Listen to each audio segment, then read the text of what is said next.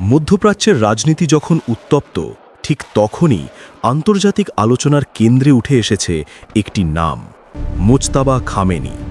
অনেকে বলছে এই মানুষটি হতে পারেন ইরানের ভবিষ্যতের সবচেয়ে প্রভাবশালী নেতা। কিন্তু প্রশ্ন হল, কে এই মোজতাবা খামেনি? মোজতাবা খামেনি হলেন ইরানের দীর্ঘদিনের সর্বোচ্চ নেতা আলী খামেনির দ্বিতীয় ছেলে। তিনি জন্মগ্রহণ করেন ১৯৬৯ সালে ইরানের রাজধানী তেহরানে। ১৯৭৯ সালে যখন ইরানিয়ান রেভলিউশন ঘটে, তখন ইরানের পুরো রাজনৈতিক ব্যবস্থা বদলে যায়। এই বিপ্লবের পরই তার বাবা ইরানের ক্ষমতার কেন্দ্রে উঠে আসেন। তবে মুজতাবা খামেনি সবসময়ই ছিলেন একটু ভিন্ন। তিনি খুব কমই প্রকাশ্যে আসেন। মিডিয়ার সামনে তার উপস্থিতি প্রায় নেই বললেই চলে। কিন্তু রাজনৈতিক বিশ্লেষকদের মতে পর্দার আড়াল থেকেই তিনি ইরানের ক্ষমতার কাঠামোর ভেতরে গুরুত্বপূর্ণ প্রভাব রাখেন। এখন প্রশ্ন উঠছে, কেন পশ্চিমা বিশ্ব তাকে নিয়ে এত উদ্বিগ্ন? এর পেছনে রয়েছে কয়েকটি গুরুত্বপূর্ণ কারণ। প্রথমত, ক্ষমতায় ওঠার প্রক্রিয়া ও বিতর্ক।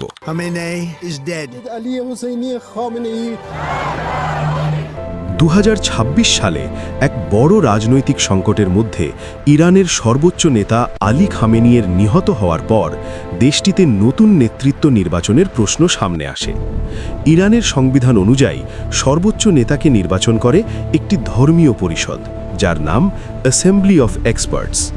এই পরিষদই শেষ পর্যন্ত মুজতাবা খামেনিকে ইরানের নতুন সর্বোচ্চ নেতা হিসেবে নির্বাচিত করে।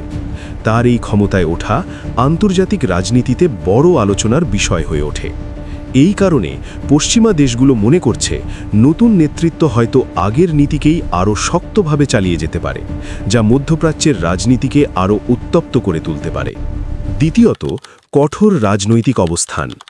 অনেক রাজনৈতিক বিশ্লেষকের মতে মুজতাবা খামেনি ইরানের হার্ডলাইন বা কঠোর নীতির গোষ্ঠীর সঙ্গে ঘনিষ্ঠ। এই গোষ্ঠী সাধারণত পশ্চিমা দেশগুলোর সঙ্গে আপোষের বদলে শক্ত অবস্থান নেওয়ার পক্ষে থাকে। উদাহরণ হিসেবে বলা যায়, ২০১৫ সালের পারমাণবিক চুক্তি joint comprehensive plan of action নিয়ে ইরানের ভেতরেও মতভেদ ছিল। কঠোর নীতির অনেক নেতা মনে করেন পশ্চিমাদের সঙ্গে অতিরিক্ত সমঝোতা ইরানের স্বার্থ দুর্বল করে দেয়। এই কারণে ধারণা করা হয় মুজতাবা যদি ক্ষমতার কেন্দ্রে আসেন, তাহলে পশ্চিমাদের সাথে সম্পর্ক আরও কঠোর হতে পারে। তৃতীয়ত, শক্তিশালী সামরিক ও নিরাপত্তা প্রতিষ্ঠানের সাথে ঘনিষ্ঠ সম্পর্ক।